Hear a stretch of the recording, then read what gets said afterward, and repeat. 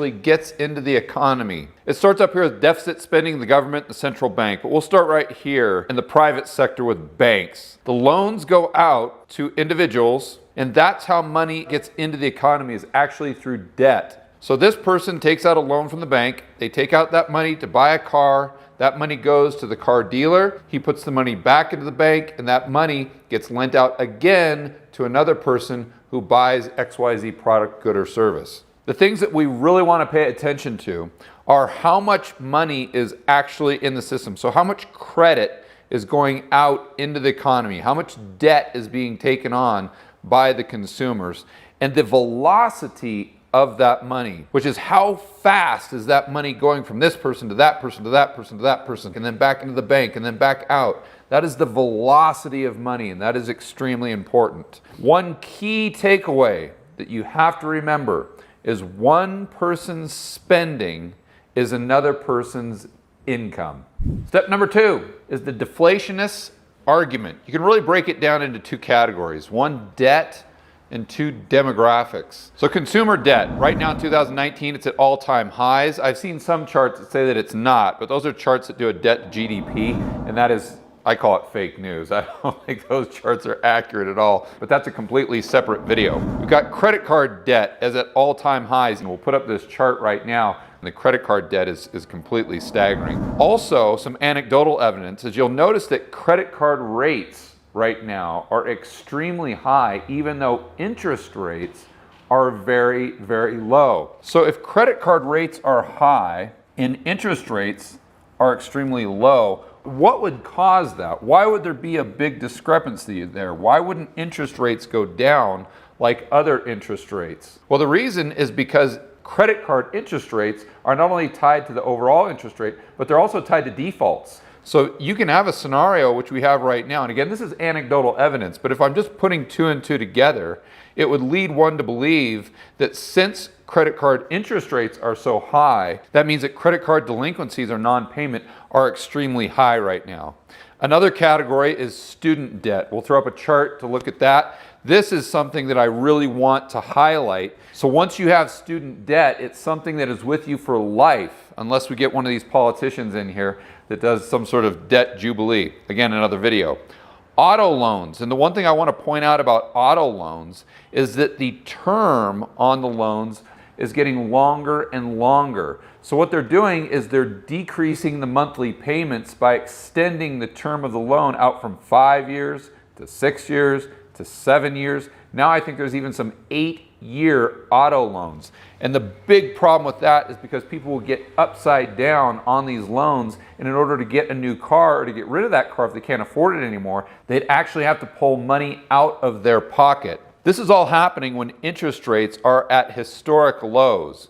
And auto loans aren't the only thing that they're extending out to try to make more affordable to get more sales. They're doing the exact same thing with mortgages, where now you can get a 50-year mortgage. And deflationists will argue the reason this is so important is because the amount of money in the system is generated by debt. Also, the velocity has a lot to do with the amount of debt that's being injected into the system. If the consumer is completely tapped out and they've stretched their income as far as they can possibly stretch it to buy more goods and services, at a certain point they just can't do it anymore. You can't stretch out that finite amount of income. Therefore, no more debt can be taken on, and this creates a situation in the economy where the amount of money is going down and the velocity of money is actually going down as well.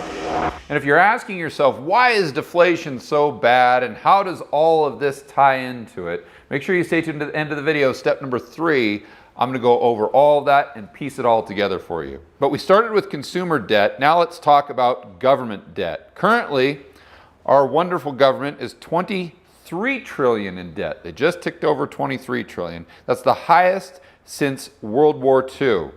And a lot of people that actually like debt, a lot of the Keynesian economists, they'll say, listen, we had this type of debt in World War II. We got out of it. It was no big deal. So anyone who's talking about the government debt is now just fear-mongering. The reason that is ridiculous is because the money government was spending in World War II was non-recurring, meaning we weren't going to be in a world war for the next 50, 100 years. We wouldn't have those expenses every single month. All of the debt that the United States has now, with the exception of some military spending, is recurring, meaning we've got it this month, we're going to have it the next month, we're going to have it 3 years from now, we're going to have it 10 years from now. It's just the normal expenditures of the government. The interest that the government is paying right now in this 23 trillion in debt is 450 to 500 billion per year. That equals 10% of the overall budget of the United States government goes to paying just the interest on the debt. And the interest right now is at a historic low at near 2%. You can imagine what would happen if interest rates actually went up. That would take a bigger chunk of this overall budget, and that would mean less spending. Which brings me to my next topic, is all of this debt, whether it's on the government side or the consumer side, restricts future spending. And since it restricts future spending, it also restricts future growth. It's just like your own personal balance sheet. You have a set amount of income, let's say that's $50,000 a year, and you can only spread that so thin. You can only take on so many payments. And if the interest payment on your debt gets bigger and bigger and bigger, that means there's less money that you have to allocate to other types of spending. And this all goes back to what I said at step number 1.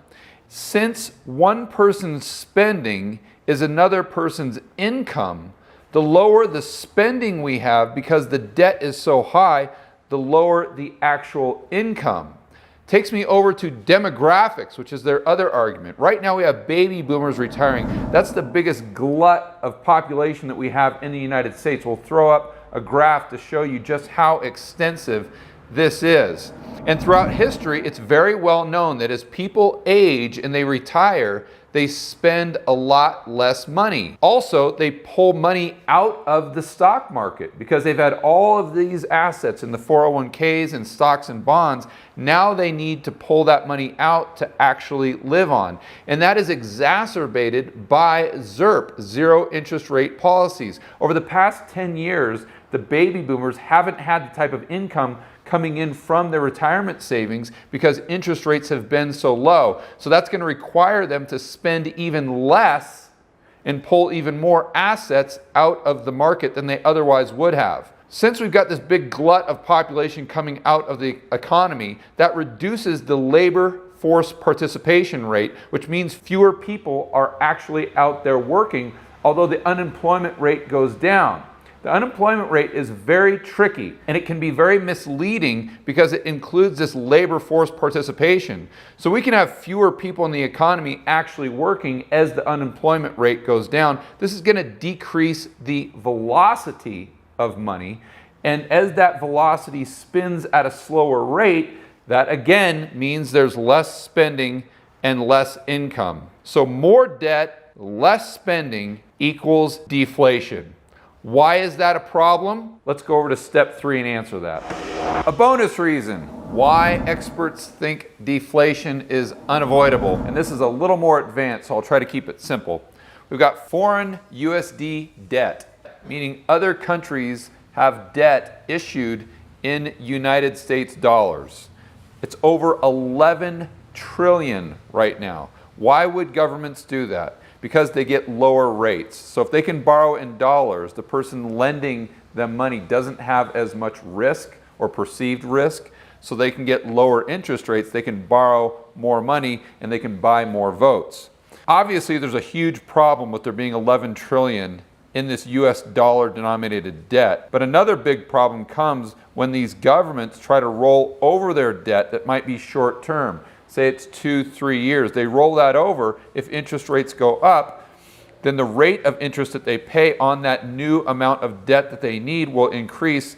That means there's more demand for those dollars. The more demand there is for dollars, the value of that dollar goes up. Meaning that what we buy, what the United States buys, what it imports from other countries, the cost of those goods go down. And you may say, well, George, that's great. And I would agree with you. But the deflationists say, well, whoa, time out, wait a minute. If we have cheaper goods coming in and we import the majority of the goods that we consume, and 70% of our economy is consumer spending, if prices of these goods go down, that means deflation. Step number 3, and this is where we bring it all together, it's the deflation doom vortex. And I wish I was using hyperbole there. I'm actually not. Before we get into that, I want to make sure that you understand that deflation is good and bad. There can be good deflation and there can be bad deflation. Good deflation is when prices are going down because of productivity and technological advances, such as your iPhone or your cell phones being cheaper. When those cell phones first came out, they were probably $5,000. Now you can get one that does 1,000 times more for a lot less. Televisions, electronics, almost any type of electronic good would fall into this category. I'd like to point out that in the late 1800s, when the US economy grew by leaps and bounds, we actually had deflation in nominal terms, meaning prices were going down in the late 1800s. But adjusted for inflation, we had substantial GDP growth. In other words, although prices were going down, although we had deflation, people were actually getting richer because their purchasing power was increasing. And remember, in a time of deflation, your savings is actually increasing in purchasing power as well. So this type of deflation is actually really good because it increases sustainable, and I want to emphasize the word sustainable, demand. Bad deflation is when prices go down because there's less debt and credit in the system. This lowers the demand, which lowers velocity, that lowers spending, which, like we learned before, one man's spending is another's income. So since there's lower spending, there's lower income, and this creates this feedback loop that goes back here to lower demand, lower velocity, lower, and so on.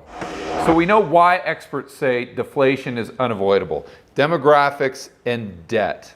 But when you throw assets into the mix, that's when things get really, really bad. If we have assets going down, this also equals less spending, less income, now less jobs.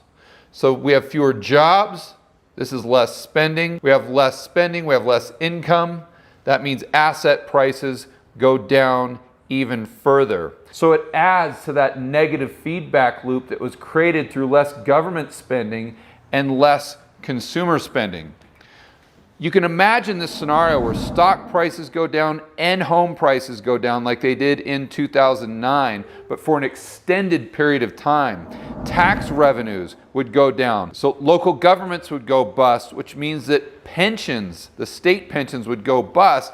If those go bust, let's remember, that feeds into the doom vortex because that's less spending. Everything kind of feeds on one another. So government and consumers can't service their debt, which means they take out less debt. And remember, the economy is built on asset prices, debt, and confidence. So now we've got less debt, assets going down, and confidence being destroyed, which is less spending, which is less income. That makes the employment rate skyrocket, which puts us into the 1930s type of depression, but way worse because now the debt is far higher and the savings that we have is much less. And a lot of you may be thinking, well, that's no big deal because the Fed would come to the rescue just like they did in 2009. But right now, rates are almost at zero. They've done QE infinity, which has just barely plugged the hole. And if you believe the CPI, it hasn't done much to inflation. Nothing that they can do will increase the debt, and that is the machine that drives the economy, just like we stated in step number 1. So if this machine breaks down, the amount of money in the system will decrease, the velocity will decrease, which will add fuel to the fire to our deflation doom vortex. Really what it means is the Fed would be completely out of ammunition. That turns the United States into Japan, where they've had 25 years of deflation, where the stock market and the housing market went down by well over 50% and has never, ever recovered. I want you to ask yourself right now, think about your 401k or your house.